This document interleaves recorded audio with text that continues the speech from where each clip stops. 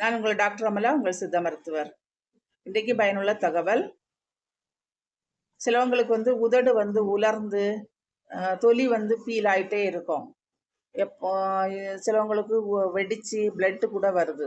அந்த மாதிரி உள்ள கண்டிஷனில் என்ன பண்ணலாம் அப்படின்னா, கொஞ்சம் தேங்காய் எண்ணெயை எடுத்து அதை ஒரு துளியில் எடுத்து அதை நல்லா லிப்ஸில் அப்ளை பண்ணி நல்லா மசாஜ் கொடுக்கணும். ஒரு 5 நிமிஷம் நல்லா மசாஜ் பண்ணீங்க அப்படின்னா இந்த உலர்ந்த தன்மை எல்லாம் மாறி எப்பவும் ஈரப்பதத்துடன் மாய்ஸ்டராகவும் இருக்கும். நல்ல ஒரு ஷைனிங்காகவும் இருக்கும். இந்த தொலி உரியறதெல்லாம் மாறும். சில குழந்தைங்களுக்கு ஞாபக சக்தி இல்லை, மெமரி லாஸ் ஆகுது, பிள்ளைங்க சரியா படிக்கவே மாட்டேங்கிறாங்க, மறந்து போறாங்க அப்படின்னு உள்ளவங்க ஒரு துண்டு தேங்காவும் 4 பாதாம் பருப்பும் 40 நாள் தொடர்ந்து கொடுத்தீங்கன்னா நல்ல ஞாபக சக்தி கிடைக்கும். சொறி சிரங்கு படை இந்த மாதிரி உள்ள கண்டிஷனுங்களுக்கு கொஞ்சம் மஞ்சள், கொஞ்சம் கருஞ்சீரகம் இதை நல்லா இடித்து பொடி பண்ணி ஒரு தேங்காய் பாலில் கொஞ்சம் நேரம் ஊற வச்சுட்டு அதை எண்ணெயாக காய்ச்சி நீங்கள் அப்ளை பண்ணீங்க அப்படின்னா இந்த சொறி சிரங்கு படைகள் எல்லாம் மாறும்.